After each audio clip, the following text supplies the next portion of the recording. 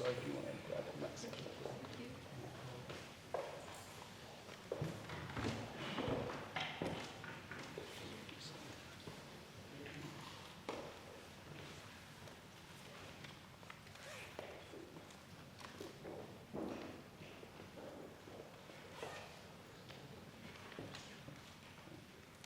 So we'll just let Mr. Ewing come to his seat quickly. Better late than never, or maybe the other way around. Thank you. Well, I must actually start by saying a huge thank you to our speakers for coming this evening, and also a huge welcome to all of you to the Edinburgh Union. It is an honour to welcome you all to our inaugural debate. This event marks the beginning of what hopefully will be a lasting tradition of impassioned, meaningful and open-minded discourse in the heart of Scotland's capital. We are incredibly grateful to be hosting such distinguished speakers this evening, and we have to thank them for their belief in this new project, which has absolutely no track record. And I hope they don't mind me saying what I'm about to say, but let me reiterate, the debate is not about the person who speaks, it is for the person who listens. The Edinburgh Union is not about any one person or topic. This is a platform for ideas. This is a space where we will hear all people, and we will hear people who we agree and disagree with. We will challenge others and let ourselves be challenged. And in doing so, we can sharpen our arguments, test our convictions, and, if necessary, reshape them. So, this is obviously a lot easier said than done, a criticism that I think can be put towards a lot of debating societies. And it will not be easy. There will be growing pains. There will be disagreements, and indeed, there must be. So let us assume the best in one another. Let us listen, even when it is frustrating to do so. Let us seek not merely to dominate our opponents and win our arguments, but let us try and learn from each other. And by learning, perhaps we might find something better. We may not always agree with one another, but we should always strive to understand one another. And debate allows us to do just that. We are so pleased that you've been able to join us this evening to discuss what divides.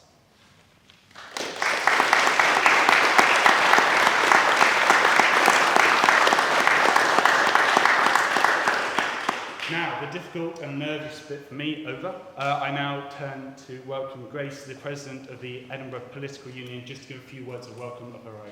Am I okay to take this one? Oh yeah, go ahead.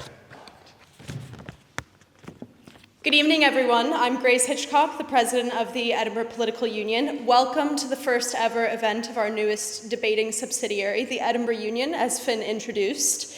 Though being non-partisan is a foundational element of the Edinburgh Political Union, we don't want this to be misinterpreted to mean that we are apolitical or apathetic. On the contrary, being able to think critically, form your own opinions and your own stance, and respectfully debate with those who don't share the same beliefs is essential to a healthy democracy. As such, we're very excited to launch the Edinburgh Union as a space for spirited and engaging debates, and also as a space that tackles difficult political questions head-on.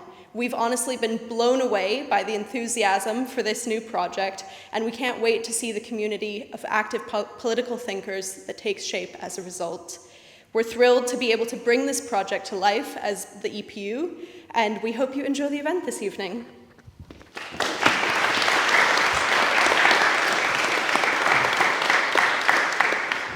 Thank you so much, Grace. And just before we get started, I'll explain how this evening is going to work. We have our 6 speakers, the first of which will go forward is Rory Young. They will have 10 minutes to speak each. The first minute of this is protected time. You will then hear a bell. May I press the bell, please? The bell. This will tell the speakers as well as you that the speakers are now open to points of information. These can be given by anyone in the room, and if you wish to give a point of information, please just raise your hand. The speakers will be able to see you, and if they decide to accept, they will gesture or say yes. They are also completely in their right to tell you to sit back down. So, Then this will continue until the last minute of their speech, the 9th minute, where we'll hear the bell again. The bell. And this will let the speakers know that there's only 1 minute left of their speeches, and also that the protected time has begun. This will continue until about we have reached our 4th speaker. We will then have a 15-minute break to allow you to stretch your legs, have a discussion, have a think, because then we will be opening up to floor speeches. This is when anyone in the room can put their hand up and give a short 2-minute speech or point that they want emphasised in this debate. We will have as many or as little as you wish. It is completely up to you whether you speak or not. Afterwards, we will go on to our final speakers, another 10 minutes each, and after that, we will then go to Q&As from the audience to either the proposition or the opposition that will be answered by each. You can direct question to a specific speaker, or it can be the general team. We will all be voting at the end of this session as well. We have the 2 doors. As you leave, it will decide which side you vote on. So do think about which side of the argument you wish to land on. And with that, and without further ado, I am incredibly honoured to convene the first of the Edinburgh Union, which will be held under the motion, "This House believes Scotland should be independent." One of the defining issues of Scottish politics, the question over Scotland's place within the United Kingdom, continues to spark controversy and disagreement even after the result of the 2014 referendum. To open the case for the proposition, the Chair welcomes Rory Young, a third-year international relations student and president of the Students for Yes Society here at the University of Edinburgh. The floor is yours. Is this mic on? Oh, is this mic on?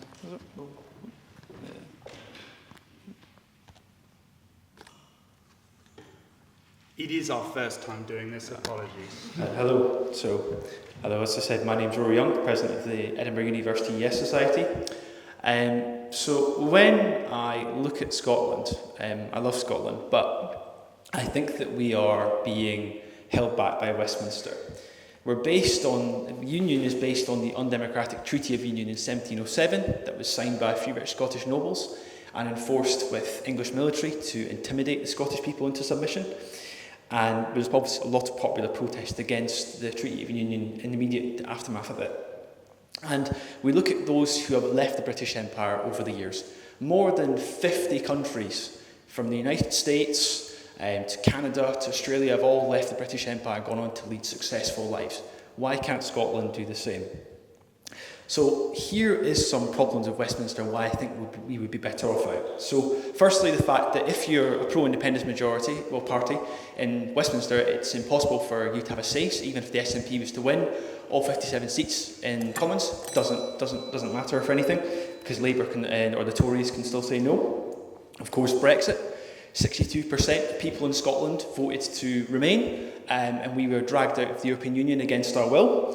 The Scottish Parliament can be overruled at any time. For example, the Gender Recognition Reform Bill, despite it receiving support from many MSPs across the Parliament, which is undemocratic. Situations such as incredibly high energy pricing, and people such as the CEO of Octopus Energy, Greg Jackson, has argued that we should be implementing new reforms such as zonal pricing, which would send out Scotland's bills from among the highest in Europe to the lowest in Europe. And because the UK government is unwilling to engage on these issues, independence would be the only way to do that. In Scotland, we have spent over £1 billion mitigating Westminster over the last 15 years, because when Westminster decides to cut funding, for example, on winter fuel payment or two-tail cap, the Scottish Government tries to look after the people and steps in. But unfortunately, because the money is no longer available, the money has to come from somewhere else, which has an impact on our public services. And think tanks such as the Fraser-Alder Institute, quite experts in the Scottish economy, have predicted that, in fact, thanks to new Labour policies such as the national insurance contributions increase, the Scottish Government will be £900 million off worse by 2030. And we're facing... Oh, yeah, okay. Yes. I'm very grateful to the first speaker for giving way. He mentions 900 million. But what does he think about the 5.4 billion pounds coming through the budget from the new UK Labour government? Surely his mathematics would tell him that that's more than the 900,000 that he just pointed out. Absolutely. Look, I mean, we welcome all funding into Scotland, but the problem with that is that the UK government's not stepping in to fill up the shortfall. So, for example, the Scottish government's going to get about £300 million to cover the gap. It's about £750 million in all. So, and in key public services like the NHS are facing about 200 million pound gap. If I'll move on to my next point. Of course, we have to say the R word as well, reform. Reform, it's likely they're going to win the next election, and they've got a serious chance. And they're threatening our public services, because Nigel Farage in his time as UKIP openly advocated for the closure of the Scottish Parliament and cutting back on Scotland's budget, which is going to impact our public services. By 2030, there'll be 1 million more people who are eligible to vote who couldn't in 2014. Young people like me, probably all you guys in the audience. So we have to ask the opposition tonight, why are we all denied the chance to have a say in the future of our country just because a government in London says no? I think we should be given the opportunity to choose a better path. And I believe that we're not allowed the opportunity to make the case and to have that say, because Westminster know how valuable we are. We're stronger Scotland because we're too weak to stand on our own, but we're too valuable to let go. For example, our GDP last year was approximately £223 billion. That's bigger than countries such as Croatia and Slovakia, who have been pretty successful. Scotland supplies 96% of the UK's crude oil. So I know oils, we have to get rid of oil, but in the short term it's still going to be a very big industry. And we look at countries like Norway that have used their oil in a great way to create a trust fund. They're over £1 trillion, and they use that to invest in their NHS, in their education, in their welfare states. Scotland could do something similar like that. I'll take you very quickly. You mentioned oil as a short-term economic solution. What was Scotland's long-term economic plan B? Great question. So, clean energy. Scotland generates a surplus of electricity already, so we export it to the rest of the UK, and Europe would certainly be interested in that. Tourism is a big industry for Scotland. I've worked in the tourism industry as well. Food and drink. Scottish exports worth like £50 billion to the UK economy last year. We account for about just under a third of UK food and drink exports. So both having the opportunity to have new tax levers and being free from Westminster would help us to fund us in the long term. Our finance sector as well. Scotland is ranked the second best place in the UK, behind London, for investment. And our GDP per capita was bigger than countries such as Poland and Hungary, and our workforce has consistently been ranked as one of the highest educated in Europe. So definitely we have the people and the productivity and the knowledge to keep going and do as well as an independent country. But as it was said, I study international relations, and international relations is a key reason why I think Scotland should have independence, because already we do some great work in the international stage. We have offices in places like Washington DC and in Paris, in Berlin, which some Tories actually decried as a waste of money, but they do great work in helping to promote business and promoting trade and enhancing our relationships, which will be great when we become dependent and we have to talk with these countries. Scottish Government also pursues a feminist foreign policy. Sorry, I can't take you just now, I've got time. So they donate to support women and girls' education in Africa. And with independence, we've got an opportunity to do more on the international stage. So we can have our own relationship with the EU. We can rejoin lots of benefits, such as a new market of 450 million consumers for Scottish business, which is only going to be a good thing. As well, we have a seat at key discussions around foreign policy, which is currently unavailable to us in the UK, which I think Scotland needs, because a lot of the time our voice in foreign policy is being belittled, and we're told that Scotland's voices should be handled by the UK government, and often the UK does not align with Scotland's view on things. We would be a UN member states. We'd be able to debate key issues.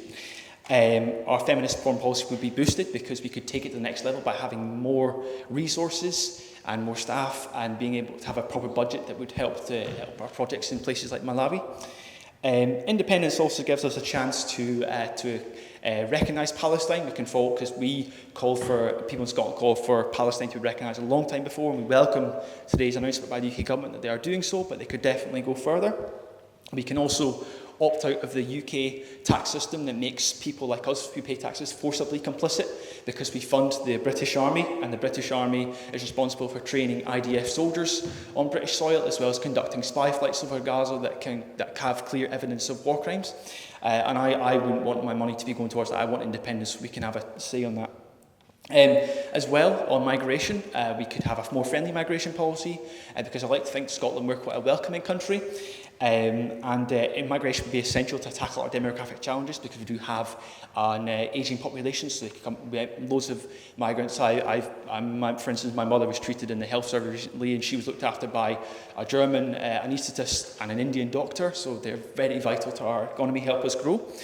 And also we could that would help businesses. For example, we could set up our own visa schemes, like the Scottish Government called for recently, but which the UK Government rejected, despite the fact 70% of businesses across Scotland would support the idea of having a tailored scheme for us.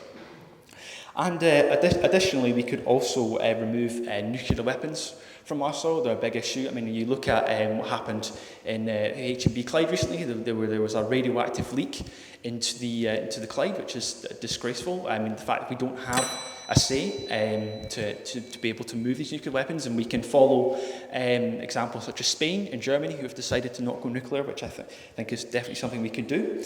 And obviously bases like Faslane, which if that was attacked in a war, the entire west coast of Scotland would become uninhabitable instantly if they blew it up.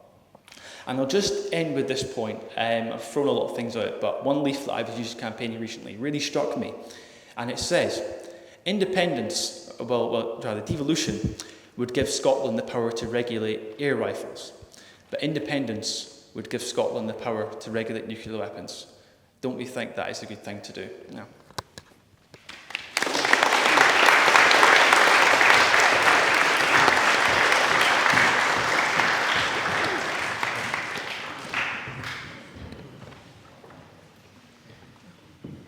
Thank you so much, Rory. Now we turn to the first speaker for the opposition, Rory McIntee, a second-year history and politics student from the University of Edinburgh. The floor is yours.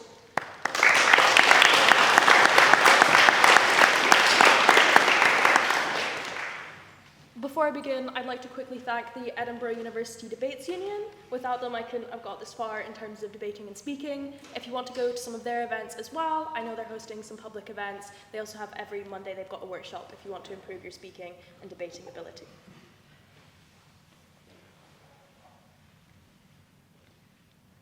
Do you like to gamble? No, actually react. Do you like to gamble? Come on, raise your hands. Who here enjoys a gamble? Who here enjoys gambling with your future? Who here enjoys a gamble where the stakes are not only your lives, but the lives of others? The problem with side proposition is that they offer you a gamble with bad odds. It's not even a gamble that you go in and you know that there's some certainty in what the outcome will be.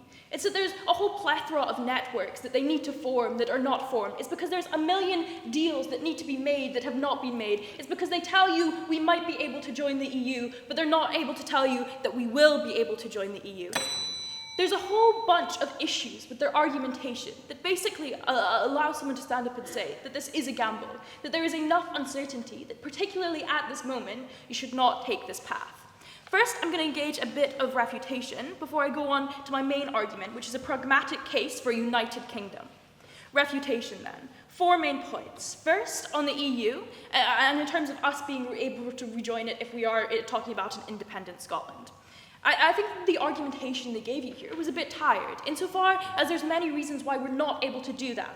Look at Catalonia and other secession movements elsewhere in Europe. There's a whole bunch of vested actors with vested interests within the European Union that don't want to vote and don't want to allow someone to follow and join the EU post-independence because it directly conflicts with their own interests. Also, note the geopolitical instability, which means that people already don't want to engage in this. They don't want to have to restructure big things.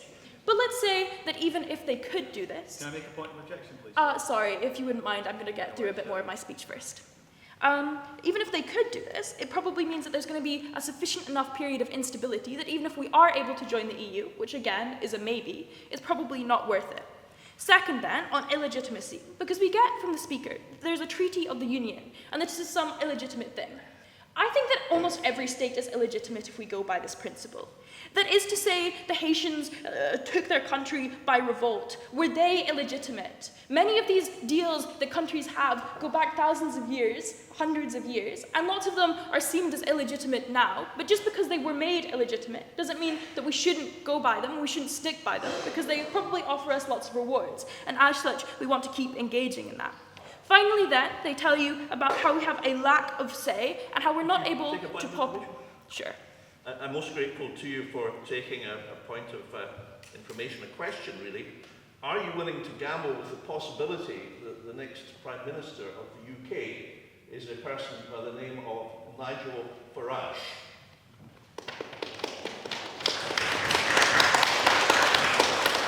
I'd like to thank that speaker for the point. I think there's a couple of things to say here, which is that first, I think there can be active campaigning against Farage. I think that's stronger when we do it together rather than separated. But secondly, and I'm going to talk about this later in my speech, there is a real question about Scotland's future should become independent. That is to say, currently, the main thing holding together the SNP is the fact that they're the politics party for independence. Their main goal and the main cohesive factor, i.e. the glue of their party, is the fact that they're all striving for independence. But despite that, you'll have very different views within the party. I'm sure the speakers later will be able to attest to this. Stephen Flynn is not your Kate Forbes. There's a million different perspectives. Once you achieve independence, what's uncertain is the future past then. I think there's a possibility for something worse than Farage. Okay, on the lack of say. Technically, the UK lacked a say in the EU, in an analogous way that Scotland lacks a say in the United Kingdom. That is to say, there's a second treaties and they're able to make certain things that then Scotland or the UK, in either analogy, would have to follow. I don't necessarily think it's a bad thing that we were part of the EU. In fact, I think it was a pretty good thing. Insofar as lots of the benefits that we got from there were probably pretty good. I think most speakers would agree on both sides of the house here. Insofar as this is true, it's also true for the United Kingdom. Why is this the case? Similarly to the EU, they can have veto certain powers, but also we get lots of things from them. For example, the Barnett formula, we receive lots of money, which allows us to do things like run our hospitals, run our public services. They might say that it's Schrodinger's sort of Scotland, but I also think it's Schrodinger's say on who has the authority and legitimacy. Just because something has the ability to say no to something doesn't necessarily mean it's a bad thing that you're part of it. Second thing then, about foreign policy and Scotland's say in the world, because I think this again is also contestable. What necessarily grants you the ability to make lots of these foreign policy decisions? A, probably your financial backing, and B, probably your ability to sort of pool together funding. Often you'll need lots of people to do this. Think, for example, are the Greens powerful, or are they powerful when they're in coalition with the SNP? You gain political power and things like this once you have amassed enough space. For example, if Scotland was to be independent, we might be able to make these decisions, but they'd be significantly less impactful.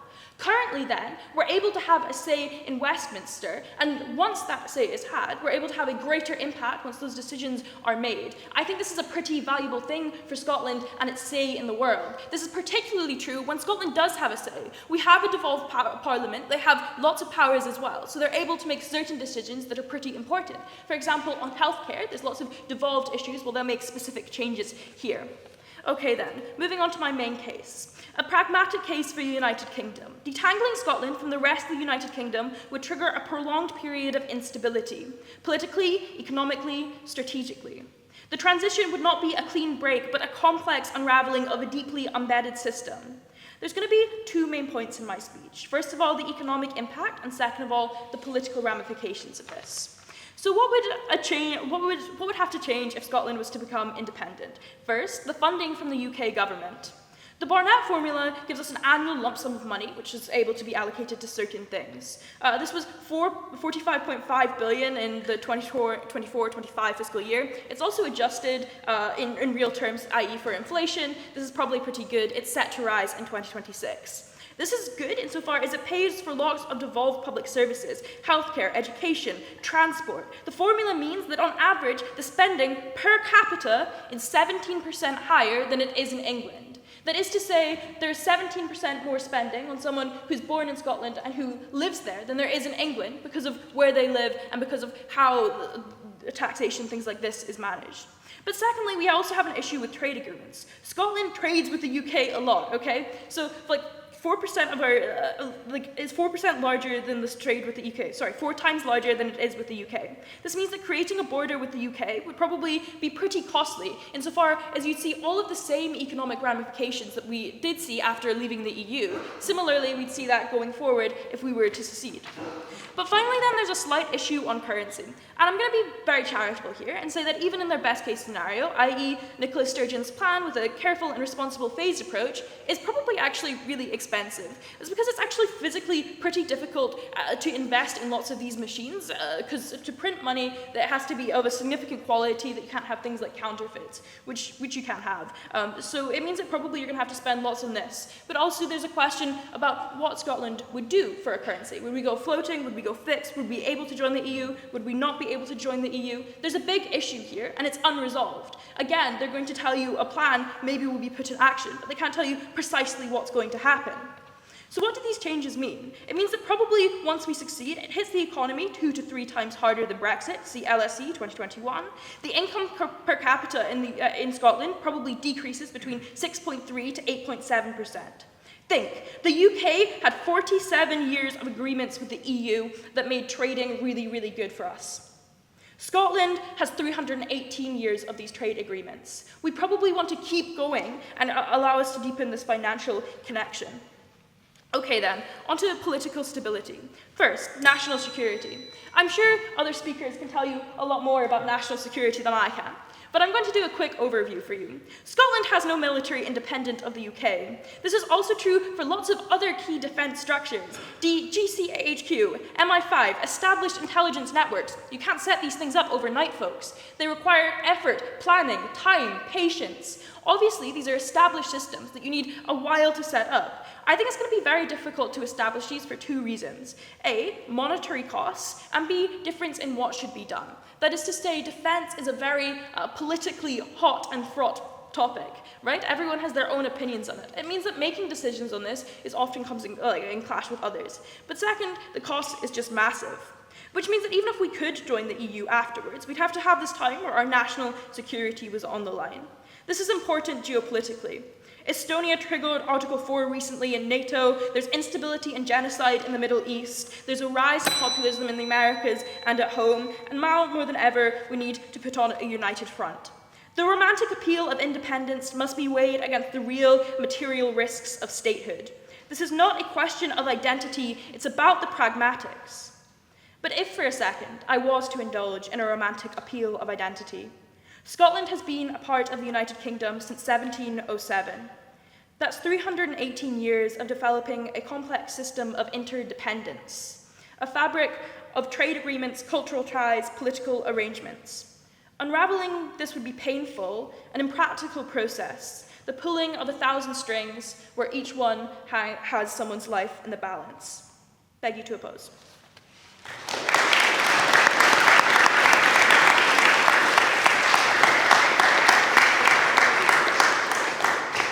Thank you so much, Ruby. And may I echo the sentiment to go to the Edinburgh Union Debates Union. They are spectacular at what they do, and if you want to improve your public speaking, please head over to them. The workshops they do are spectacular. Now, moving on to the second speaker for the proposition, Mr. Ben Macpherson. A member of the Scottish National Party, Mr. Macpherson has been the MSP for Edinburgh Northern and Leith since 2016. He has previously served in the Scottish Government with roles such as the Minister of Social Security and Local Government, Minister for Public Finance and Minister for Europe, Migration and International Development. However, as announced quite literally this morning, Mr. Macpherson has now been chosen as the Minister for Higher and Further Education, making his visit to the University of Edinburgh particularly timely. We would like to congratulate him for his appointment and welcome him to continue the argumentation for the proposition. The floor is yours.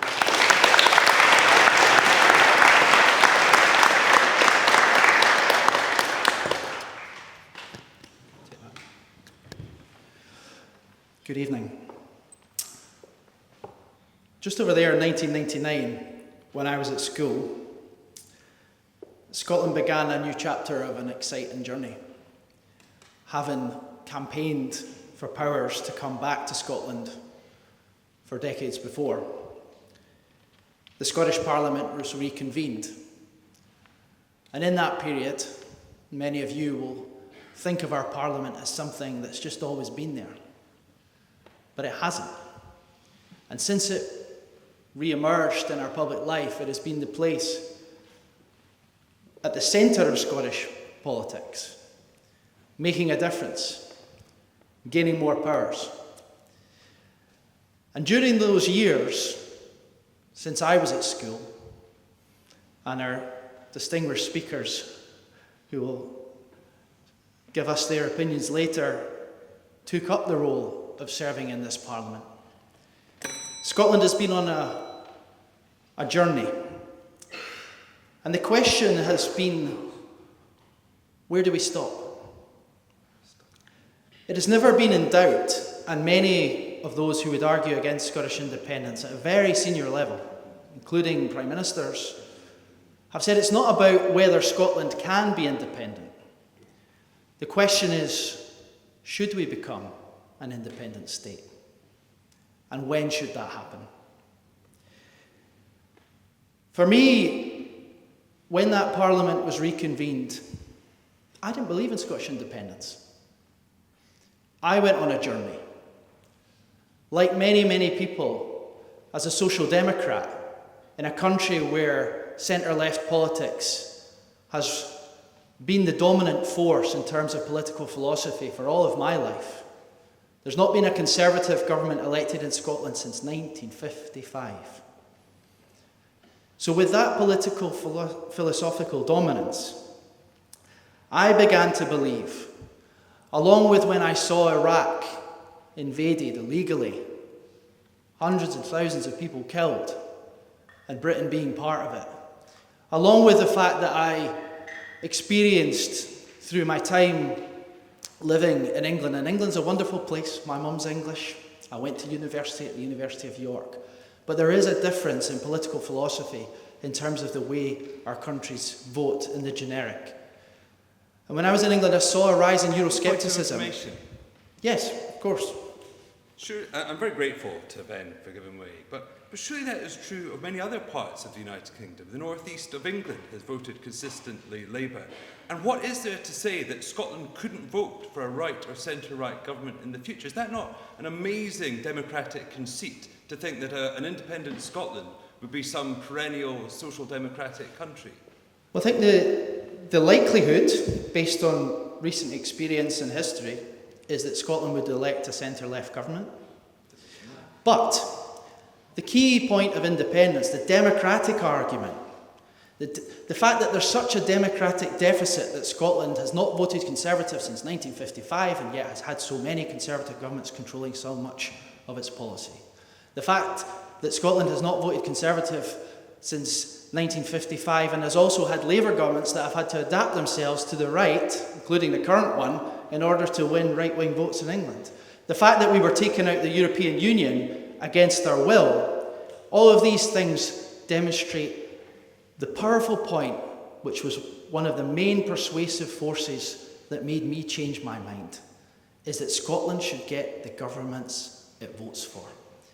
And since the Labour Party's mistakes, whether it's in foreign policy or rampant inequality, and these things that happened with Brexit, with the different catastrophic Conservative Prime Ministers that we've had, whether it's the austerity of Cameron and Osborne, or the calamity of Liz Truss and Kwasi Kwarteng, or Boris Johnson and everything that he brought, embarrassing British public life, and someone that Scotland definitely did not vote for.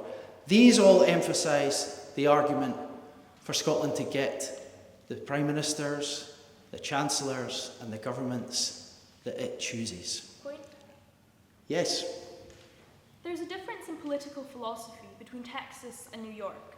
Should one secede from their union, note that their GDPs, things like this, are often larger. Okay, I'm glad you raised that point because I didn't actually come back to Daniel, who also made a similar point. Thank you, Ruby. I think the question you need to keep in mind, that those arguing against the proposition need to keep in mind, is that Scotland is not a state of a wider union like the United States. Scotland is not a region like other parts of England, which is a diverse place. I accept that. Scotland is a nation state, and states are better when they govern themselves. And the questions of practicalities have been rightly argued back and forth by the last two speakers. Scotland can more than afford to be independent. We are rich in natural assets and human resources.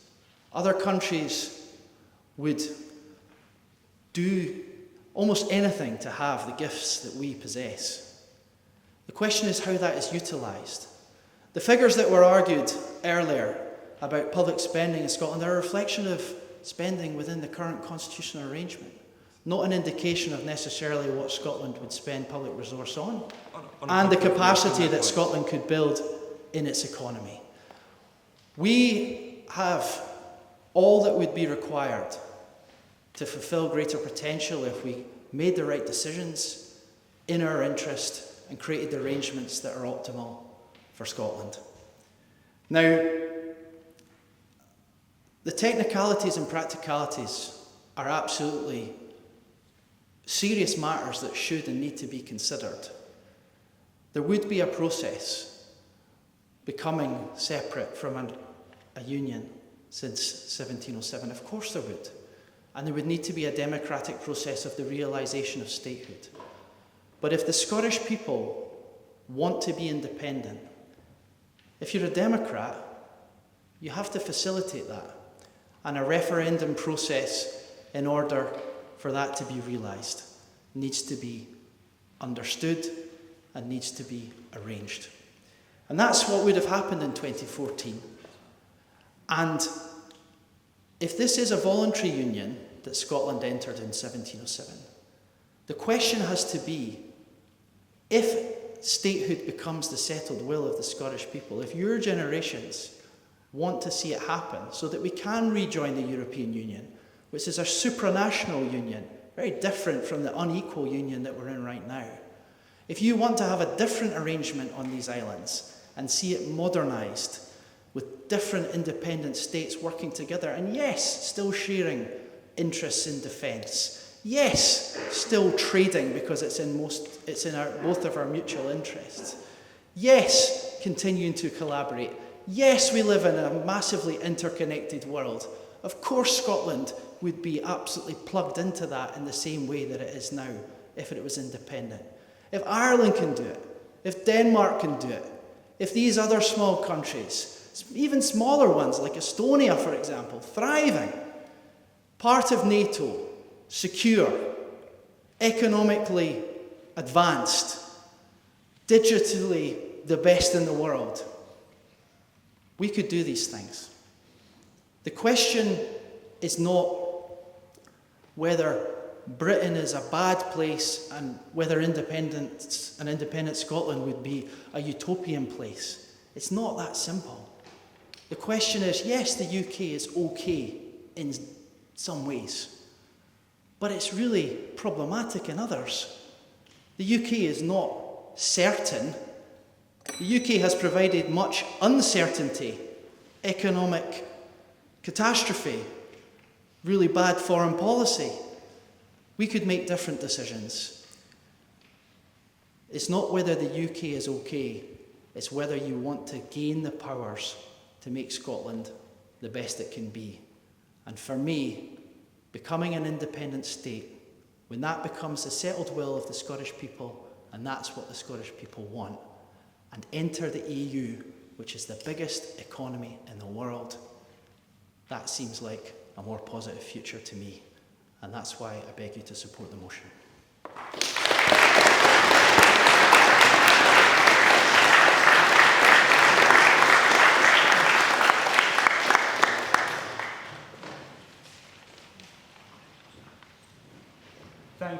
so much. Now to move on, for the second speaker for the opposition is Mr. Daniel Johnson.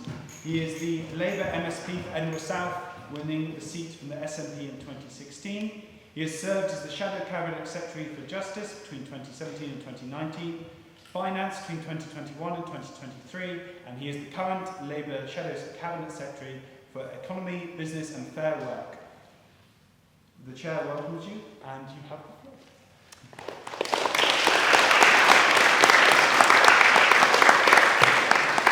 Thank you very much. Look, can I begin by congratulating you on this fantastic endeavour. And while we may have differences of opinion this evening, there can never be any bad outcome from debate itself. We can only learn things and shine a light. So I really do welcome this initiative and wish you well. Indeed, I'm kind of struck by the offers to improve public speaking from the Debates Union as well. I might ask for the details of the next meeting. I'll let the audience judge whether I need that or not. I also welcome the chance to take place in this debate. Now, if you think this evening has some heated discussion, it's a good job today's motion isn't that this House believes that South Edinburgh is better than North Edinburgh, because then you'd see Ben and I well and truly have a heated discussion. But look, I too would like to invoke the memories of 1999. It is really quite apposite that we are in this building. And I remember those days. I remember those sunny days when the Parliament first came to sit in this very building, and there was a sense of possibility, a sense that we could do new things, innovative things, that devolution would bring greatest new possibilities in terms of public policy. But something has happened along the way. Something has changed. I don't think Scotland is that beacon of innovation anymore. I think we have got stuck. I think that since we had the referendum in 2014, going back further than that, since we had the first SNP administration, this is a country that has been stuck in an independent Spain. It's my contention that we've been held back by that we've not been able to seize the possibilities and the opportunities in front of us. Ben described this as being a journey, but for many Scots, it feels like on a loop. We've heard these arguments from the proposition many times before, and they're not changing and they're not moving forward. But critically, you do not hear and have not heard this evening the proposition say one thing about Scotland today, one thing about how we can make things better. It's all about the possibilities. And let's be clear, Scotland is being held back. If you look at our public services, in England, they're about to stop quoting the numbers of people waiting more than 2 years for NHS appointments. In Scotland, they're skyrocketing. There are more people waiting longer than 2 years in Tayside alone than the whole of England and Wales. On the economy, while Scotland for many decades enjoyed productivity growth greater than the rest of the United Kingdom, the reality is now that we are third from bottom in terms of the nations and regions in terms of productivity growth. The Northwest and other parts of, just in a moment, other parts of the United Kingdom have seen productivity and economic growth growing faster than Scotland, with fewer powers of devolution. Fewer powers, but more creative policy, seizing the possibilities that those powers bring. Happy to give way. Thank you. Does Daniel Johnson accept that in Scotland there are more children being taken out of child poverty because of the policies that the Scottish Parliament has introduced and implemented, and also that unemployment is lower in Scotland at the moment? So there are many positives in Scotland comparatively with other parts of the UK. The most interesting thing, if you poll people, asking them about the greatest contributions of public policy under the SNP, all the things that are mentioned are from the first term. Public policy is stuck, and Ben may well point to things, or more recent innovations, just a moment if I can make a bit more progress, that have been made. But the public perception is that we are not making progress. And critically, in terms of the economy, ask yourself this question. If Scotland, given its powers of devolution, is not performing as well as other parts of the United Kingdom, such as Manchester, such as the West Midlands, what is at issue? And I contend it's because we're stuck in this pattern, this loop of devolution. And we've heard arguments this evening from the proposition. Our first speaker set out a list of projections about things that could happen overnight with independence, and we've heard these lists before. But these things aren't easy. They certainly aren't the sorts of things that happen overnight.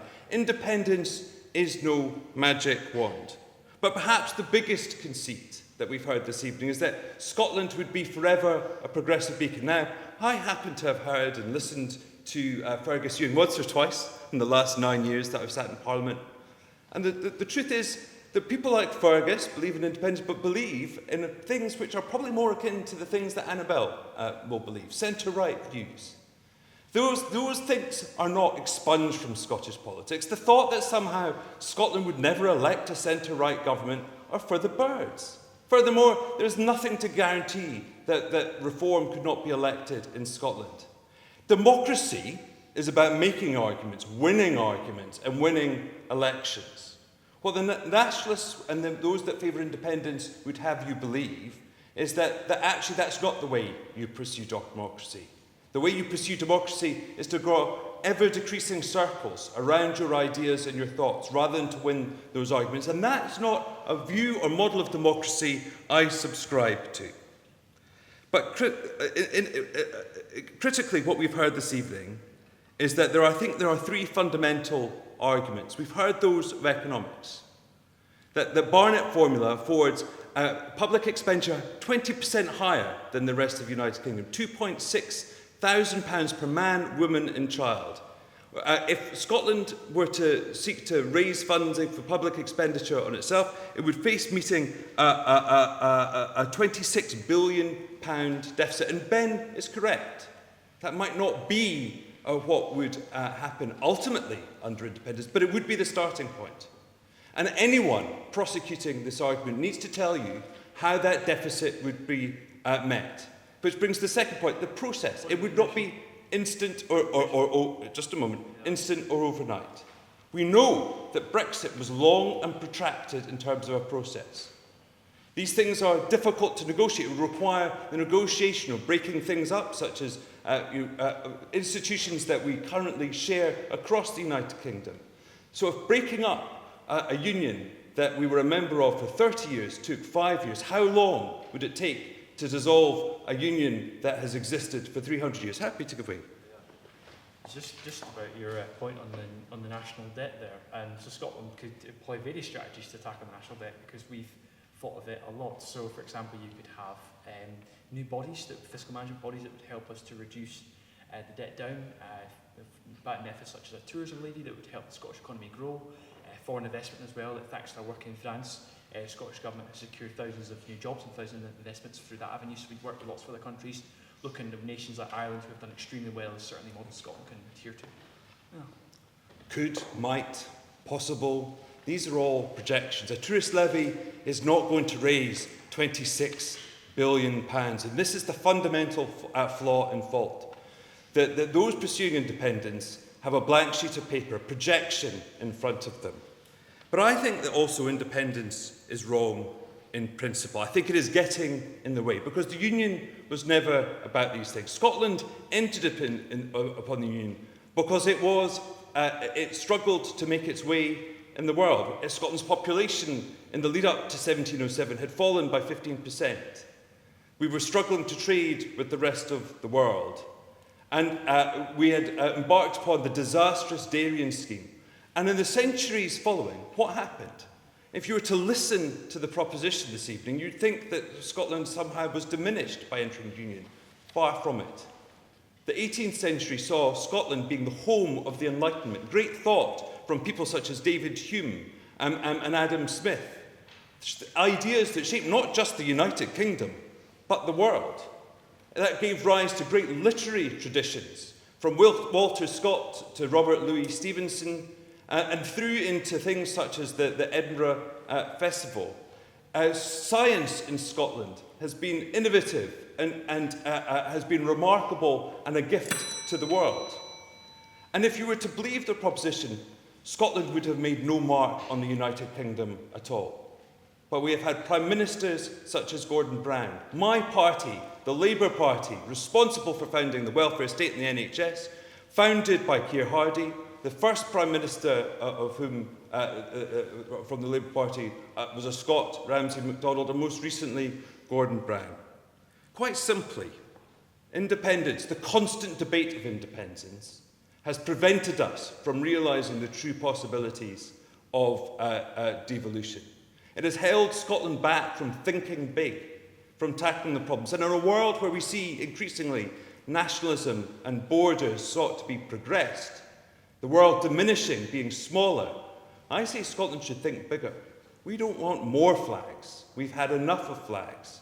Scotland should seek to build its future within the United Kingdom, working together with those with whom we share so much.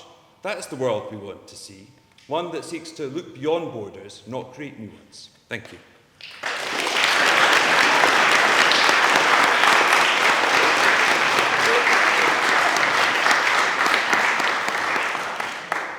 Thank you so much for all the speakers so far. We will go to a very quick 10-minute break.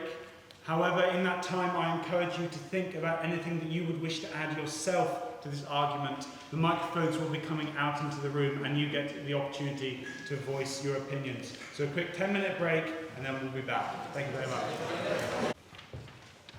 Is it on? It is on. Excellent. Well, welcome back, everyone. Really appreciate you staying. I know that it is absolutely freezing. I'm so sorry, the window is stuck open. There's not much we can do about it. For our next debate in 2 weeks, we will make sure that all windows are firmly closed. And hopefully we can get the heating on as well. We now open up to the floor for short floor speeches. If anyone wishes to make any point on this topic, please do raise your hand and a microphone will come your way. I see 2 hands. If we go for you and then you afterwards. If you could also state your name, what year you're in, and just what university you're from. Hiya, I'm Jacob Whiteside. I'm year 1 from University of Edinburgh. The point I want to make is that a couple of years back, Norway and Scotland had access to the North Sea oil. In turn, Norway used that oil to put into its public investment fund, making it one of the best to live in countries in modern Europe. In retrospect, Scotland had their oil plundered from them by Westminster. This was then used by Westminster for frivolous projects that did not help Scotland. If Scotland has access to their own resources, has access to their own economic value, then it can be put to better use than the lizard-skinned people in Westminster who decide to take from us every day.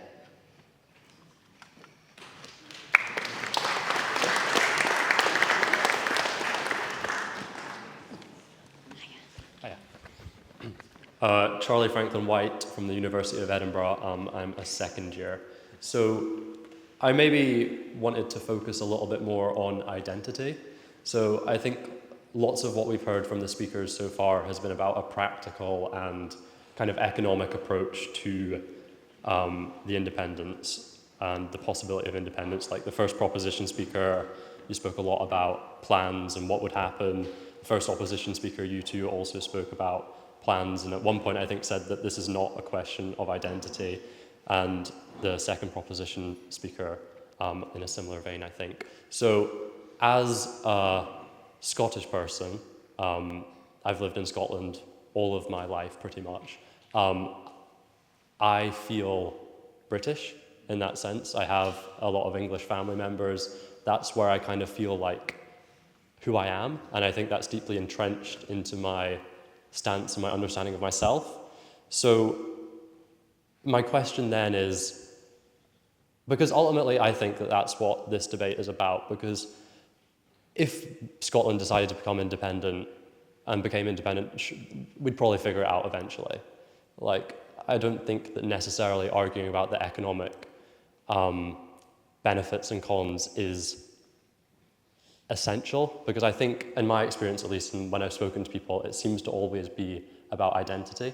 So maybe I'd like to invite the speakers later on to talk a little bit more about that, and whether they can answer kind of how I'm feeling and where I would situate perhaps in a independent Scotland as someone who feels British, or in a non-independent Scotland. And then also in that vein of feeling British, I would like to comment maybe on the point about the potential of seeing Farage in Westminster, and whether that's a reason that Scotland should become independent. I personally, while I'm scared by that fact, I don't think that's a reason that Scotland should become independent. Because, I mean, as they said in the 2014 referendum, that we're stronger together.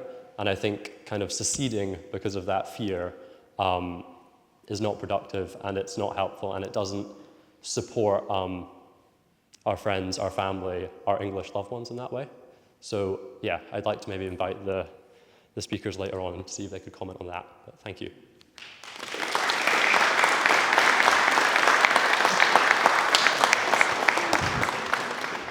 Thank you so much, and just to let you all know, later on we will have a moment for you to ask questions directly to the proposition and the opposition.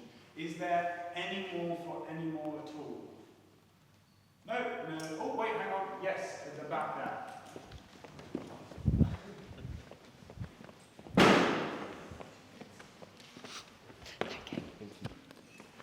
Hello? Okay, it's working.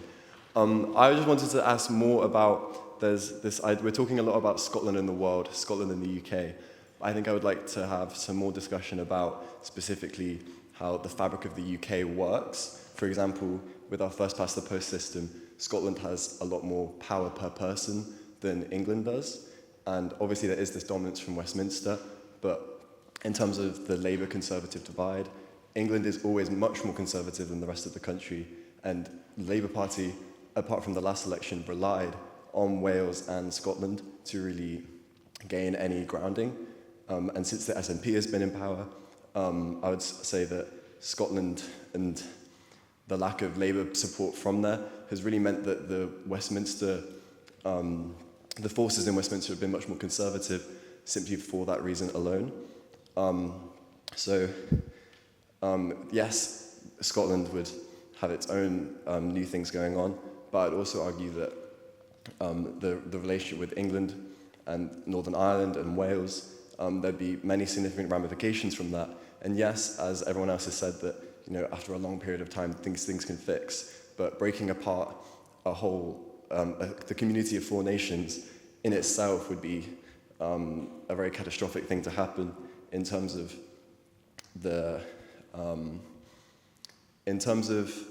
just the connections that we've built over these centuries and the way that would have to rapidly change. Without the rest of the UK, Scotland would change a lot, and without Scotland, the UK wouldn't be the UK anymore. And I think as the collective that we've had for all this time, changing that would be just such a radically different thing that's almost unnecessary. It's unpragmatic in a way that just doesn't seem necessary. That's all I'll say. Thank you.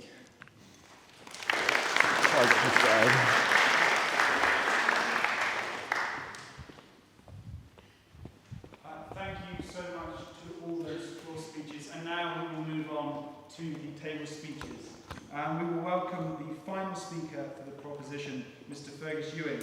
He is the newly independent MSP for the Highland constituency of Inverness and Nairn, which he has represented for 26 years since the founding of the Scottish Parliament in 1999. Formerly a member of the SNP, he served as the Scottish Government's Cabinet Secretary for the Royal Economy and Tourism from 2016 and 2021, having previously held two junior ministerial posts. The Chair welcomes you. The floor is yours.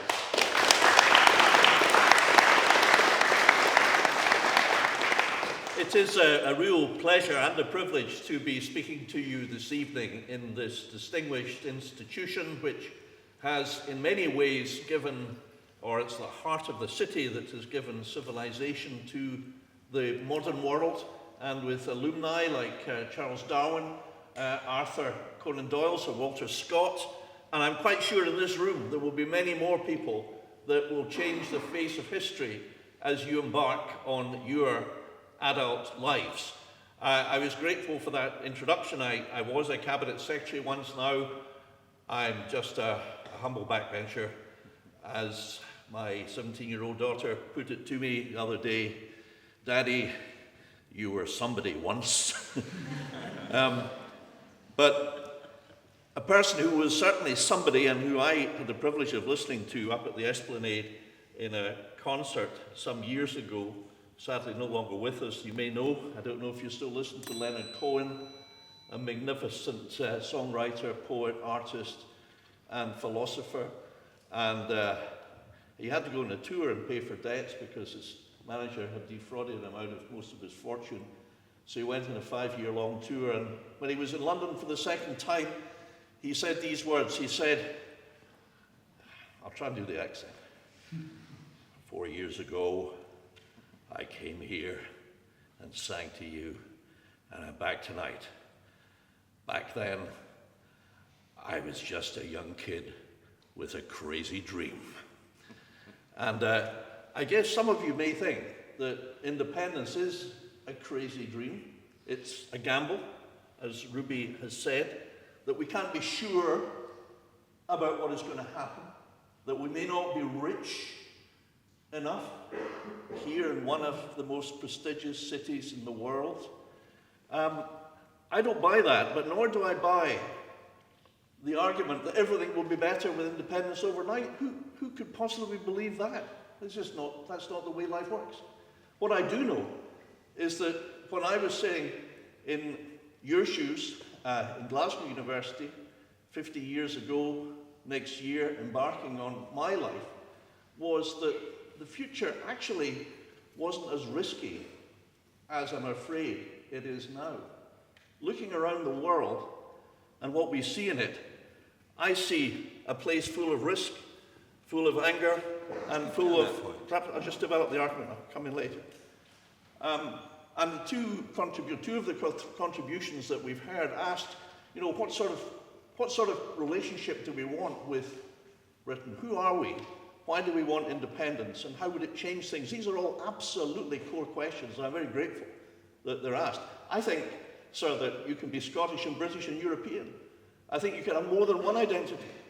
I know that many of you here have come from other parts of the world, and you may or may not choose to stay in Scotland, but if you do, you are very welcome. Scotland is a welcoming country. As my late mother, Winnie Ewing, said, at Scotland's Ceilidh, everyone is welcome. And she put it into practice because she had a huge number of Ceilidhs, at which everyone was indeed welcome. But we are a welcoming country, and yet we don't have the power to welcome more people here. The care homes in my constituency are now at risk of closing because the people that used to work there, who very many of whom came from other European countries, notably in Inverness, the Polish community is very substantial, but also from many of the Baltic states, can no longer come. I think that's very sad. What you enjoy, what you should enjoy, why I want an independent Scotland, and it's not for the money, it's not for the glory, it's not for the riches, as it says in the Declaration of Arbroath, it's because of freedom. The freedom that you can enjoy your life, knowing that you can go where you choose, you can think and speak what you believe with freedom of speech. Freedom is something that we just take for granted until it disappears. And this brings me to the harder political point I wanted to make tonight. If you look around even Europe, you will see the risks of extremism come along. You'll see in Germany, Alternative for Deutschland. You'll see in Ireland, Sinn Féin. What have they done? Well, in Germany, the lifelong opponents, the Christian and Social Democrats, have formed what they call a firewall against extremes. In Ireland, Fianna Fáil and Fianna Gael, enemies from the date of the very formation of the Free State, have formed together. And I see in Scotland the need for the same thing happening. That's one of the reasons why. It's my birthday tomorrow, I'll be 68. I know I'm just a whippersnapper. Give way on that. But that's why I actually am going to be standing again. Of course I'll give way. I'm very grateful to Fergus Ewing for giving way, but he's right, and I agree with him about the rise of extremism. But in face of that extremism, we have two options. Do we pull away and separate, or do we stand shoulder to shoulder with those with whom we have the most in common? Does invoking separation and national identity towards independence help those voices of extremism, or act as a bulwark? Should we not stand together rather than pull apart? I believe we can stand together, and we will stand together. And the uneasy relationship that Scotland has had, and I think we must admit that it has at times been very uneasy, particularly during the Iraq War, particularly when 62% of people in Scotland voted to stay in the European Union, but were wrenched out of it. So that we have been an uneasy and surly, sometimes, lodger. I want us to be a friendly neighbour. I don't believe this word separation is applied. If it were, then why have the 63 countries that one way or another were run by Britain or administered by Britain's protectorates, 63 since 1945 have chosen independence? I'm not aware of any that have gone back. The United Nations had 50 members when it was founded in 1945. Now it has, I believe, 193. Are these separatists? Are we really saying that? Of course not. What we want to do is live in harmony with our neighbours, and I believe that Scotland can really play, like Norway has in so many ways, a positive role in the world, as well as delivering a fairer society here. It was mentioned that I might be more or less to the left than others. I agree with that, but I've never felt that that's a barrier to working in the Scottish Parliament for 26 years. Life is working with other people. You have to work and compromise. But that's not possible once you go to extremes. And once you go to extremes, you don't have to look far back in history to see what the dangers are. So I did want to try to address, and if I can, the points that were made about identity. I don't believe that we are better than any other country, nor do I believe that we're any worse. But I do believe in one thing with all my heart, and that is that nobody is more committed to making Scotland the fairer, more equal, successful country than the people who live in it. And if we remember back in 2014, it was said, quite reasonably I think, that a referendum should be a once in a generation. I don't think you can have them every few years. I think the SNP's made a mistake in suggesting that that should be the case. These aren't things that you do every few years. But once in a generation takes us to 2034. And I'll tell you this, if Daniel or if Ben were standing to be the first Prime Minister of Scotland after a yes vote in the referendum, I would be proud to see either of them as our Prime Minister. What would really worry me is if in 2034 I'm living in a country where the Prime Minister is Nigel Farage. And I would think, with respect, without being personal, that that must be a worry to many other people other than myself. In conclusion, I've got a minute to go. In conclusion, ladies and gentlemen, of course independence will mean change. Of course there are risks. There are risks in your life. There are risks when you choose a job. There's risks when you choose a partner. There's possibilities that things may be absolutely perfect or they may not be.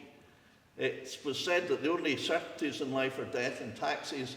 To that, sadly, I would probably add the Eurovision Song Contest.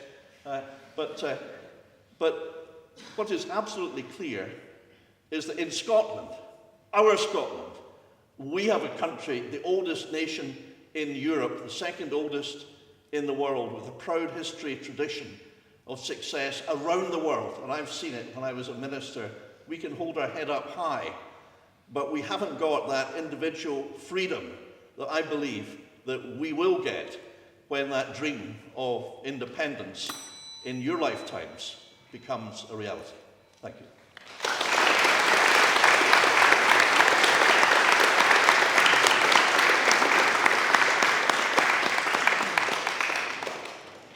Thank you so much, Fergus, for that wonderful speech. And now we move to the final speaker for the opposition, Baroness Annabel Goldie. First elected as an MSP for West Scotland in 1999, Baroness Goldie went on to serve as the leader of the Scottish Conservative Party from 2006 to 2011. She served as the Conservatives' constitutional spokesperson during the 2014 independence referendum, and after stepping down as an MSP in 2016, she was made a life peer in the House of Lords, and from 2019 to 2023, she was appointed as a Minister of State for Defence. The Chair welcomes you to finish the case for the opposition. Thank you very much.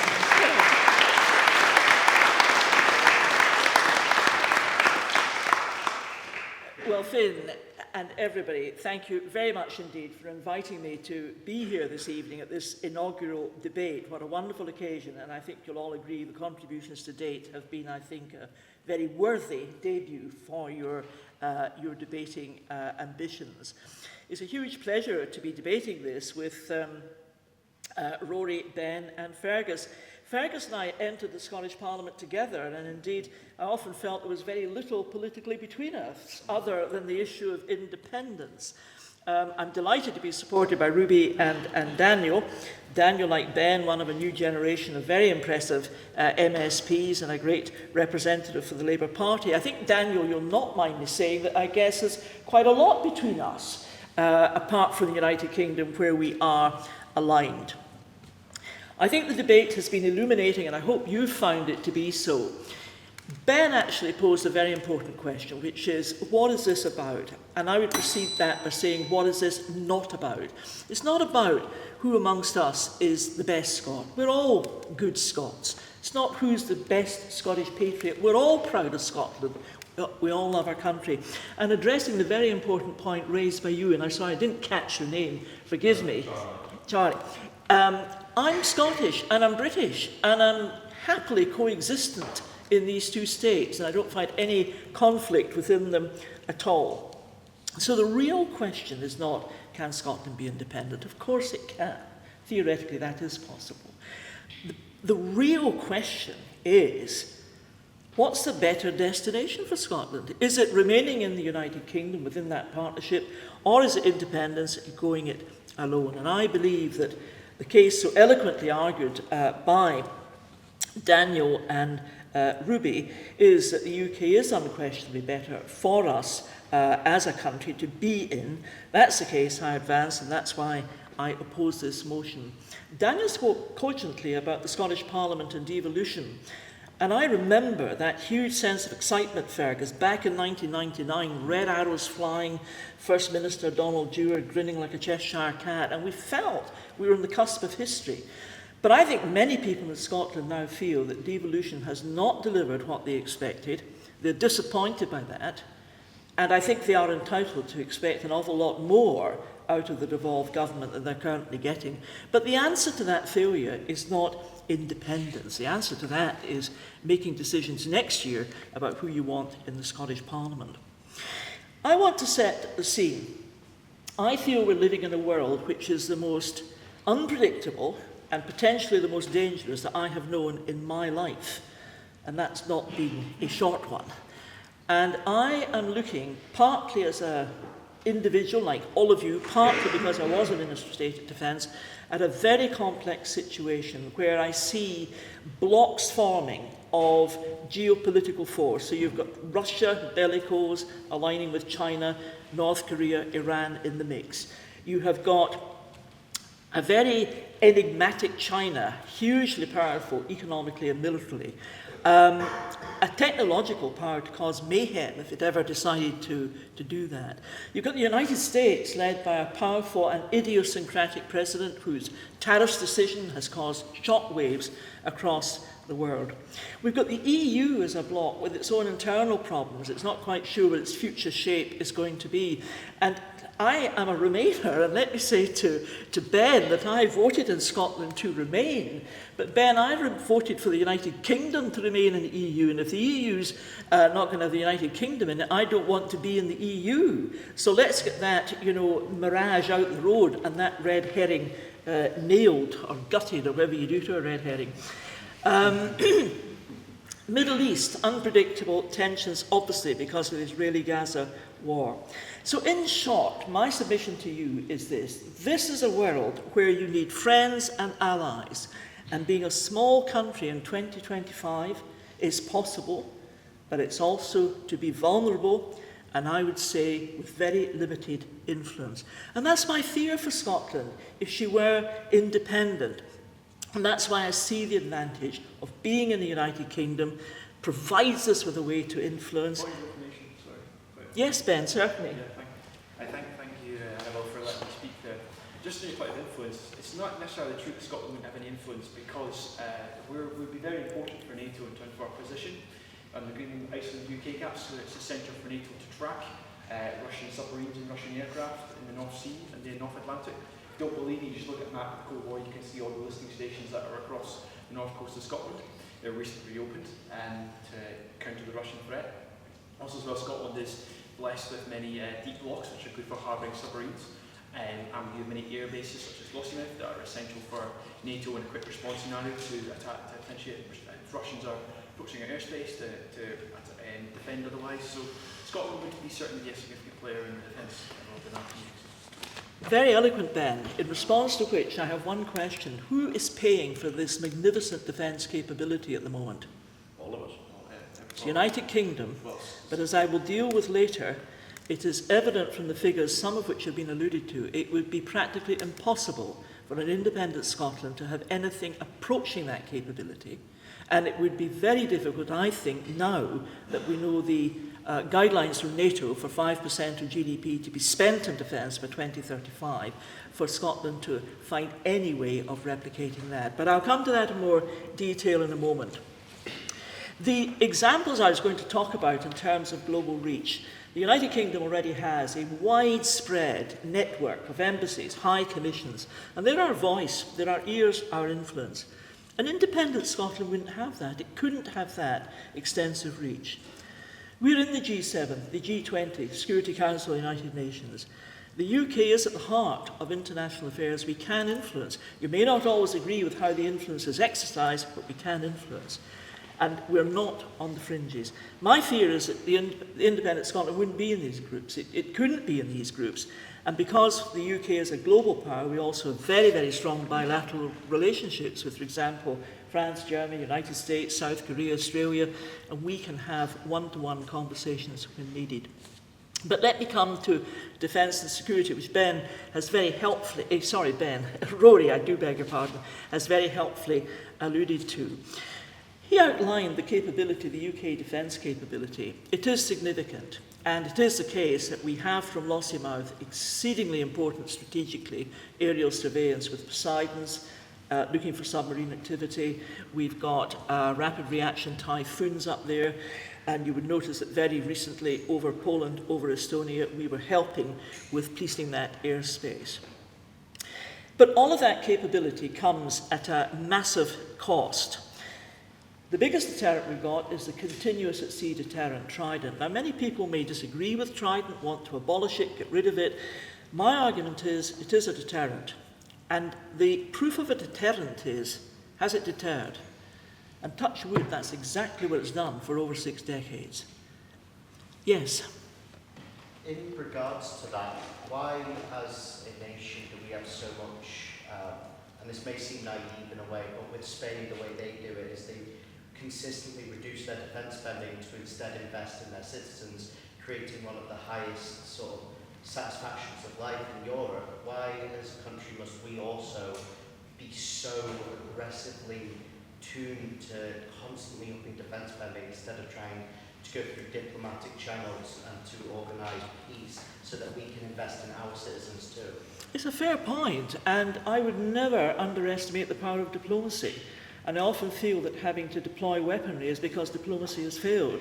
I'm in no doubt whatsoever that the deterrent defence protective effect is because you have a defence capability, and very importantly, your adversaries know you've got it and are prepared, if necessary, to use it. Now, we've another dividend from defence in Scotland. The number of jobs created is currently 26,100. That's a combination of military and civilian and direct industry. Now, there's been some reference to date on the finances of an independent Scotland. And we can't get away from that, and we will all have different analysis and different interpretations. Suffice to say that in 2014, the case that was advanced brought out a budget deficit which everyone was sceptical about at the time, except the advocates of independence. We now know from the actual figures that deficit was way wide of the mark. The deficit would have been much worse. We've had recurring deficits since then every year, and very particularly last year's deficit highlighted that part of the reason for that deteriorating deficit is the high expenditure in Scotland. Now, you may think that's good in providing various laudable things for the people of Scotland, as Rory was arguing. What I would say to you is that it makes it very problematic if you're running deficit at that level on a recurring basis. How do you satisfy the international markets that you're a good bet? And that's what an independent Scotland has to grapple with. Somewhere or other, it's got to get the money. And that is not looking an easy option at the moment. But I think what I'd like to say to you in conclusion is that, as Fergus rightly said, you can argue this from the heart, you can have a dream. I've tried to give you some facts. I've tried to explain that the decision we make about Scotland has to be made in the context of the world we're living in today. I think it's a deeply troubling world. I think together we have a far better chance of surviving and coping and helping others in that world if we remain within the partnership of the United Kingdom. And to me that brings security, comfort, reassurance, stability and certainty. And that's something I shall fight for as long as I shall live. And that is why I urge you to oppose the motion.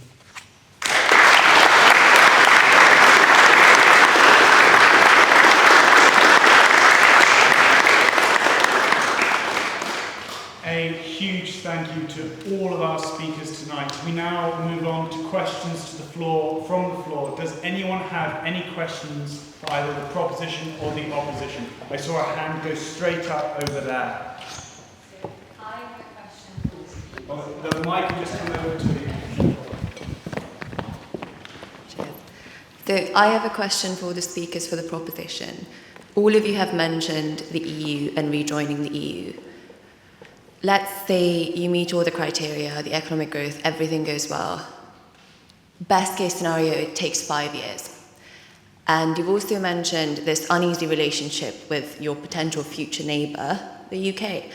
Now, I don't know how familiar everyone else is with the EU enlargement policy, but it strongly, very strongly states that any candidate member state cannot have any sort of territorial dispute.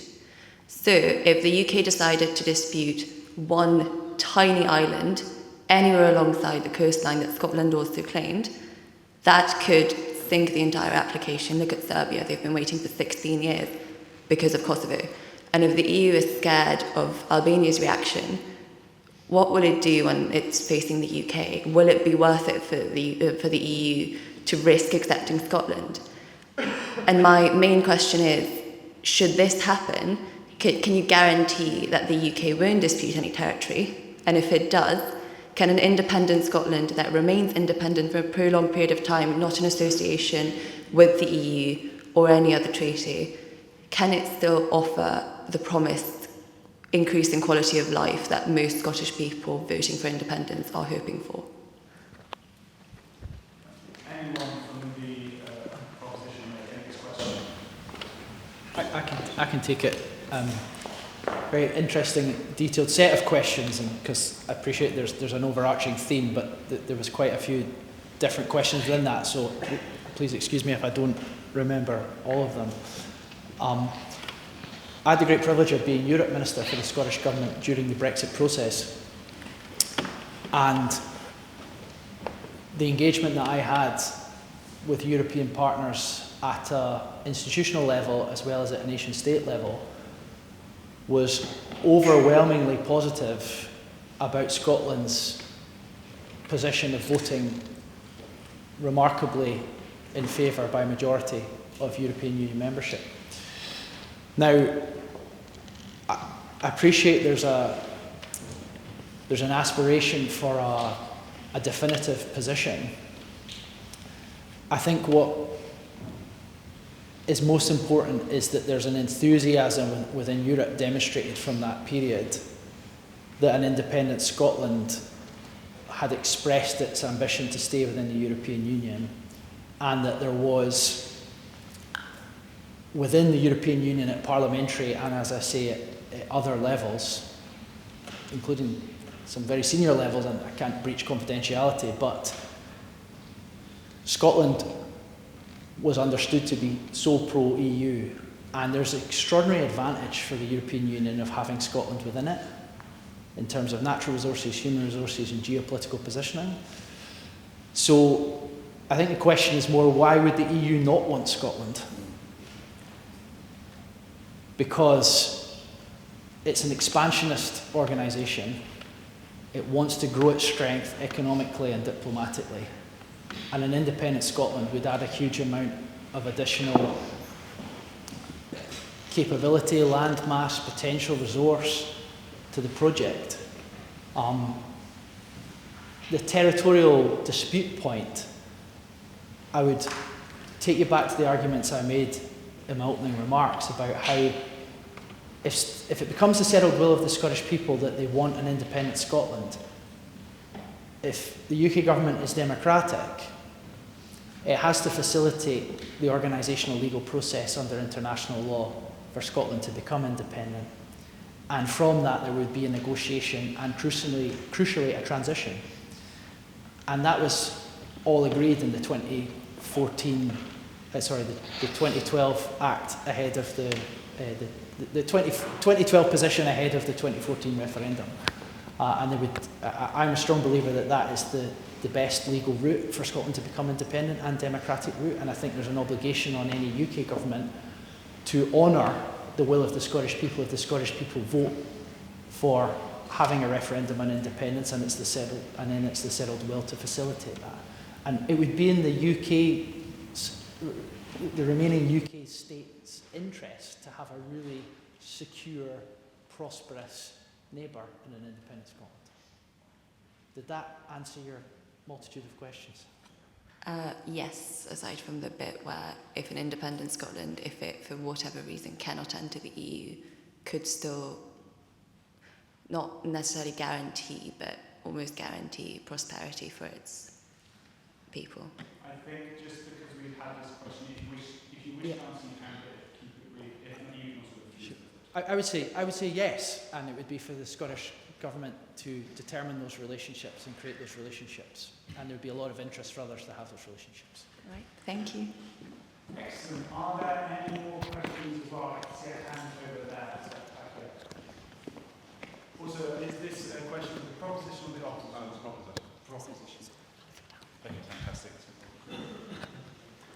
So the proposition of raised issues of freedom and the desire to make its own laws are being held back by an undemocratic system and by an economy which needs us more than they do. So I'd like to ask the proposition that so much of the language that Scottish nationalists use has a lot in common with the Eurosceptics, that sort of closed-mind approach to foreign policy, and sort of how you can, I don't know, I feel like that there is a lot of similarity, and I'd like to think what your views on that is.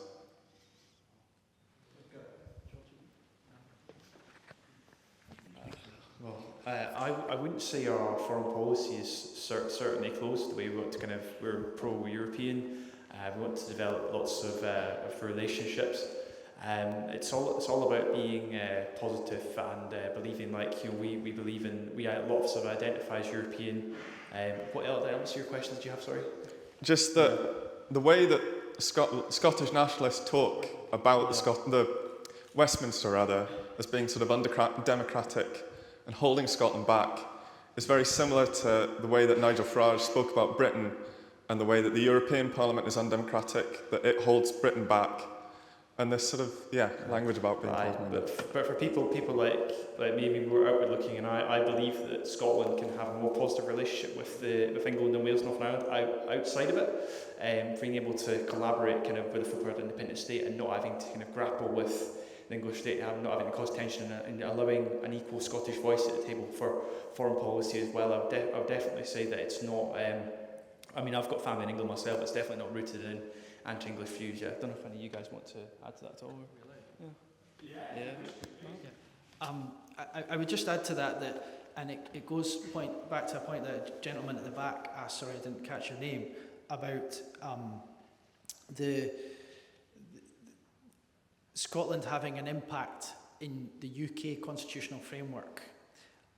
Actually, with the number of MPs that Scotland has, it can get outvoted overwhelmingly in the House of Commons. So that's part of the democratic deficit, and very, very rarely since the end of the Second World War have Scottish MPs been part of the balance of having a Labour government or not. And I say that because, on your point, sir, which is a very, very important question, the situation with Scotland within the United Kingdom is that we are not an equal entity in ourselves as a nation state, whereas in the European Union, yes, countries are bigger and smaller in terms of population and power, but actually, when the leaders sit around the table, every nation is equal from the smallest to the largest.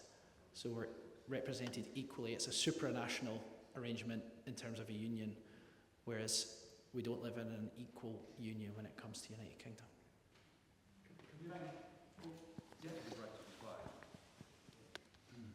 If we keep it brief, because I would like a few more questions. Yeah, absolutely. I think there's been a couple of really important questions about the European Union and about how it works and how accession works. I think the first point to make out is it's all well and good Scotland wishing to be in the European Union, but accession, and most recently, has taken around a decade for the countries. It also requires every single member state to vote for it. There's an awful lot of question marks, and what's more, Scotland would have to have its own currency and be committed to joining the single currency. And just to the point of fact there, first of all, every voter in Scotland has a vote just the same way as every voter in the rest of the United Kingdom does. So these false lines, or some sort of point around representation, the critical point of democracy is one voter, one vote. And as for the European Union, yes, it's true that every member state has a seat around the table, but again, that argument glosses over the point that decision-making in the Council is made by qualified majority voting. It is exactly the same point. These are weighted by population. So to think that our country, in the vast majority of decisions, has a veto is simply incorrect and is no longer the case. It is exactly the same issue with the European Union as Ben Macpherson pointed out as being an issue with Westminster. Excellent. Do we have any questions for the opposition as well? Two hands up, going straight up over the back there. Where am I going? Straight at the back, Lucy. Do you raise your hand again? Sorry. Brilliant, thank you. Also, since you are at the back, if you wish to stand and give your questions, just so we can see you. My question was for the proposition, so I can leave it if you have others. Does anyone else have a question for the opposition? As we should get some questions for the opposition. No one at all? In which case, can I ask you just to hold on for a second and I'll have a question from over here. That's why Lucy keeps my way. Thank you. So my question is actually for both sides, but I guess it could be framed towards side opposition. So accessible and good higher education is extremely important. And in fact, I think side proposition brought up that Scotland has one of the highest educated workforces in the world. And Scotland boasts some of the best universities in the world. And as someone from a country with an extremely inaccessible higher education system, I am very grateful for this university system for providing me with such a great education. But it still has its issues. So recently, across the UK, there has been a funding crisis, and in this university building, at an event run by a university society with university students leading and participating, how would side opposition ensure that Scottish universities can continue to prosper within the Union, or side proposition in an independent Scotland, or in a Scotland that is remains within the Union? It's an excellent question. It's probably the topic of a debate that the Union Society should be organise it. But the simple reality is that a big part of the reason that Scotland's able to afford what it does currently is because of the Barnett formula, because we have public expenditure per head that's 20% higher than the rest of the UK. But I would also contend that actually part of this stasis we have, because of the discourse we've had, dominated by constitutional questions, has meant that we're ignoring the fact that actually funding per student is now 40% less in real terms than a decade ago. So it's actually, I think, a good example of the sort of issue we've been unable to confront in Scotland because of the dominance of the constitutional issue. That because rather than actually talking about student finance and what an adequate level of funding would be, or what a fair system would be, that we end up essentially hiding behind, the government hiding behind constitutional arguments rather than looking at the facts. So I think it's a good question, but actually I think it exemplifies actually part of the issue we have in Scottish public discourse, where everything is drowned out by the independence question. Yeah, absolutely.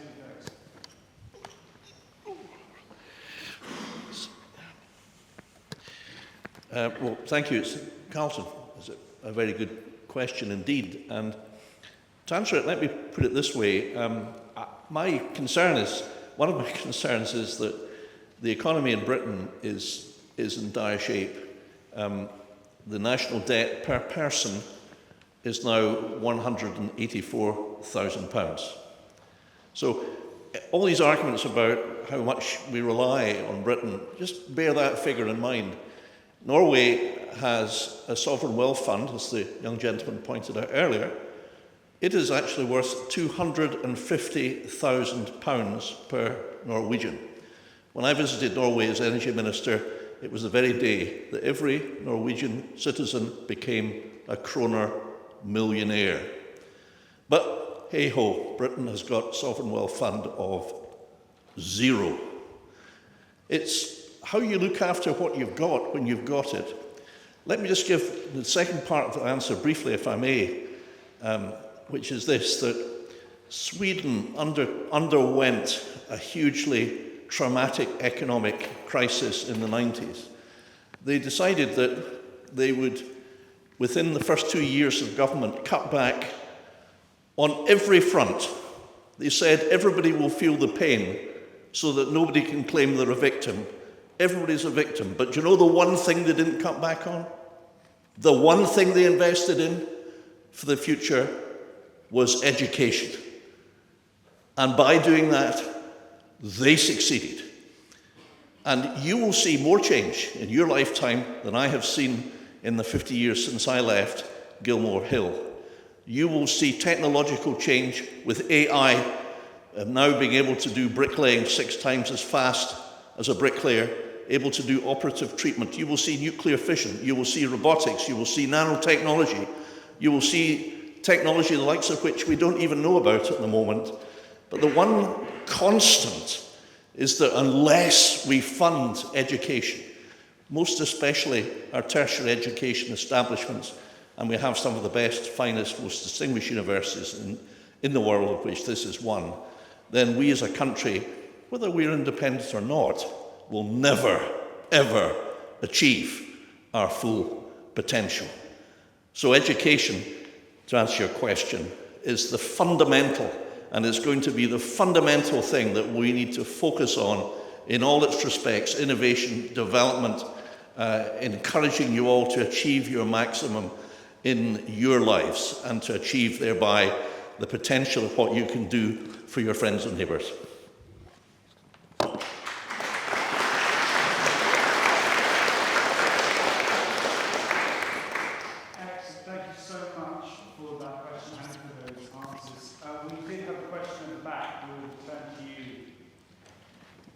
My question was for the proposition, and it was, how can anyone claim to stand for Scotland's working people while asking them to gamble their wages, their food bills and their public services on the uncertainties of independence, especially when it will be working class families who will suffer first and they may never recover from the blow?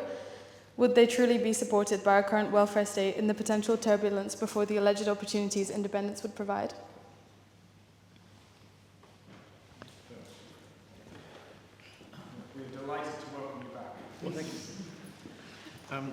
I should say that I'm not really able to speak for the SNP any longer since I chose to leave it about a couple of months back after 50 years for other reasons.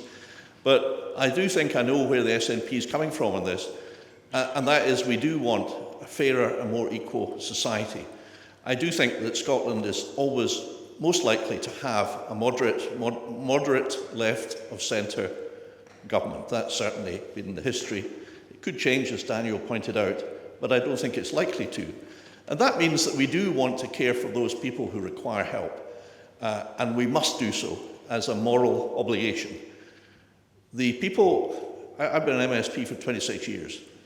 I've got absolutely no hesitation in saying that the group of people in society who have to fight most to get what most of us take for granted is people, particularly young people and kids with a disability, a profound disability or special needs. I've got no hesitation in saying that. But also I've seen incredible waste of money on all sorts of things which could and should have been properly diverted. Politics is about, governing is about making choices.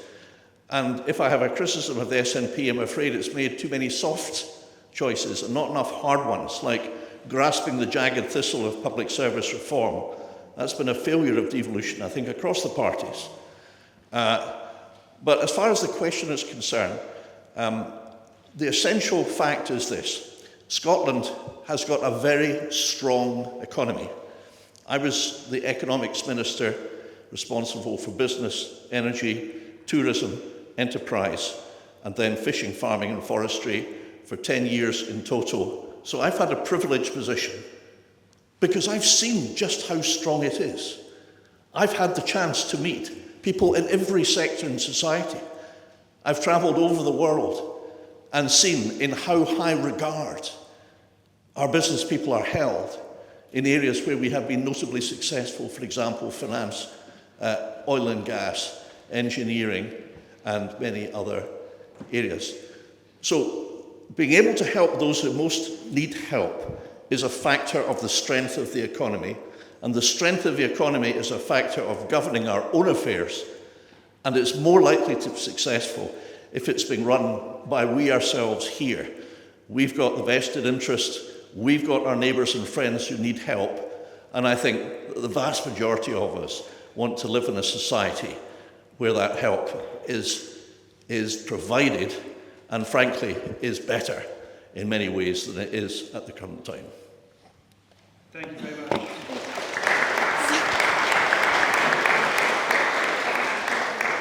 Would anyone from the opposition wish to respond to that or add to that in any way? You can of course say.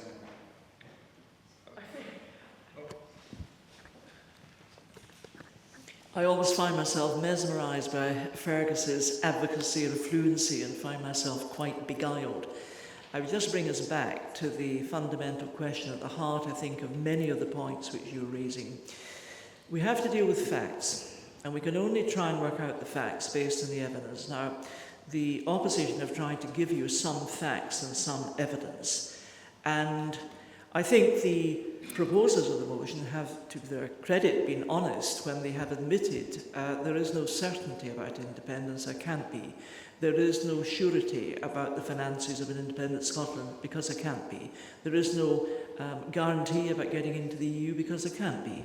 And I think, to be fair to the proposers, they have been candid about that.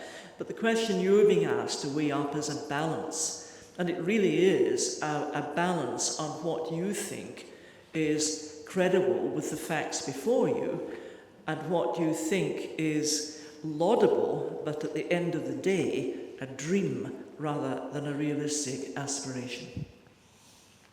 Thank you very much.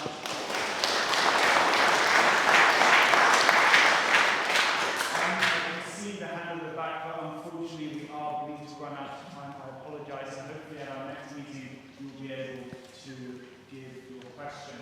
And for the time being, if we can very quickly, before we go on to voting, have short 5-minute max summation speeches from the first speakers for the proposition, the opposition. So may I welcome once again Rory from the proposition.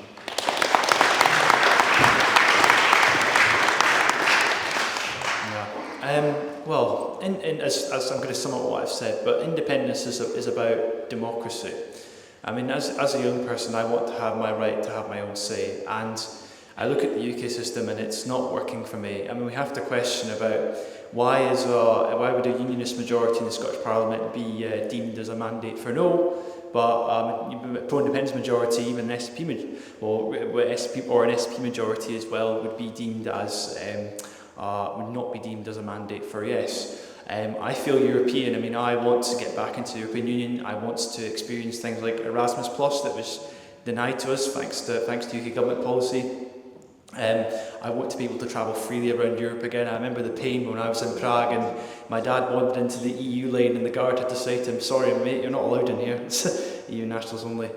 And seeing what we could do. For instance, we talked about working class families over there and universities having the opportunity to have major constitutional reform, like we could enshrine rights such as free healthcare to protect against privatisation as the threat is in the UK, free tuition as well, which free tuition has been a fantastic policy, and I think under our Leicester Centre governments we would continue that in an independent Scotland, as it's shown to have record numbers of deprived kids going to university. I mean, from my area in Fort William, my school at Lochaber High, we had a lot of deprived kids, and I know a lot of people who have benefited from that policy. And that is certainly something that we can take forward. And having the opportunity to have our own say on the world, because in the UK we don't have our own, we can't have our own foreign policy officially. And oftentimes when we see people like David Lammy going to the United Nations recently and saying, you're abstaining on votes concerning Israel when the majority of Scotland supports Palestine and we condemn the genocide and what's going on, or Brexit, or anything at all promoting our business and not having to be belittled and told that's not your job, you can't do that. So thank you. I urge you to vote for the proposition, and thank you very much. Yeah.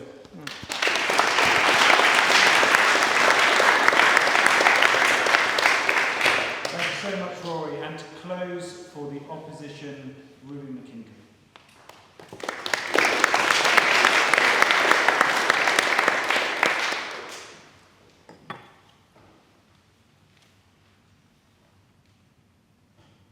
The fabric of this union is old, and yet it is still full of life. We sit here as the beneficiaries of a union.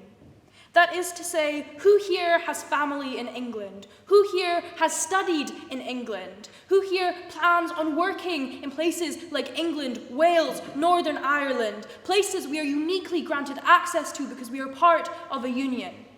Ladies and gentlemen, this is about being able to maintain access to these things. It was terrible when we lost access to the Erasmus scheme. In a similar way, it would be terrible if now we had to go through lengthy processes in order to study in places like England, Wales, to access universities there.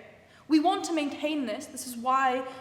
This is probably why you want to stay as part of the union. But I think, in summary, this debate actually boils down to two main questions. One, the pragmatics of it. Can we? How do we do this? And second of all, a point on identity, which is who are we as a nation and what are we willing to do? I'll be honest with you, I think that the pragmatics is more important here, because the pragmatics is ultimately what creates our identity. That is to say, when a pint is £10 and a pint is £7, and it's going to get there eventually, folks, it's going to be much harder to do things like socialise. We have lots of our diets now because of economics and how money flowed. We eat lots of potatoes, we grow different crops, things like this, mainly due to the fall and rise of income revenue. Things like this are actually really important in crafting identity and shaping who we are as a person. So I think that we do have to talk about the pragmatics here. And the pragmatics don't look good. Three main things. First of all, the economic cost. This is currency, this is trade, this is how we're going to do this, this is how we're going to make up for things through the Barnett formula, such as things like that. I recognize that I don't have nearly the same amount of experience as some of the other speakers here, but you can look at the facts and figures. £45.5 billion come from this formula. We obviously need that to do things like run our hospitals. We have 17% more to spend per person because of these economic systems. We are afforded a great degree of financial availability because of this. I think here the economic cost would be pretty great. We're having to renegotiate many different trade agreements, things like this. It's probably that you don't want to take on this economic cost because it's a great burden. And it's a great burden, particularly as a question was raised earlier, to those from lower incomes, because it's very difficult to be able to make up for that cost. God forbid a Freddo becomes a pound. But secondly then, the idea of the political. How do we defend ourselves? I think we've got a couple of great points on this, particularly from previous speakers who know a lot more than me about this. But it's very hard for a nation to defend itself, especially when it has no military infrastructure. I think probably right now we want to fix this. I know that we've got some pushback and refutation on this. A speaker said, look at Estonia, other countries smaller than us that are doing well. Estonia has just triggered Article 4. There has been incursions into airspace by actors such as Russia. Obviously here, there's a big issue. We don't want to be part of this. We want to be able to maintain our national security. But finally then, on talks of the EU. You've been spun this before. When Brexit was around, Nigel Farage was telling everyone, but when we become part of like Australia and China, this is the new thing, this is where all the trade deals will come from. In a similar way, the EU is positioned here in this debate, that we're going to seamlessly rejoin, and of course all the trade agreements and stuff will happen. The problem is the pragmatics are hard, they're gritty, they take time. And even if this does happen, we have at least 5 years of political instability, of economic instability. Finally then, to deal with this question of identity, and to, I guess, to just wrap up. Because I think that we got this idea of, like, are you, like, a UK citizen? Are you Scottish? How does that boil down? Ultimately, I think we've been part of the United Kingdom for 318 years, and I think most people here identify, at least in part, with the idea that they are from the United Kingdom. I also ask you, who here identifies with being, like, part of the EU, with being European? How long were we in the EU? I think the answer there was much shorter. It was 48 years. They might say that there is a democratic deficit that we need to fight, but this democratic deficit does not exist in reality. That is to say, we have a devolved parliament. We can make decisions on devolved matters, and we do. We make lots of crucial decisions. We also manage to benefit from this union. I think this is optimal for Scotland. Our voices are heard, but not at the cost of the pragmatic issues we've talked about today. So I ask again, do you like a gamble?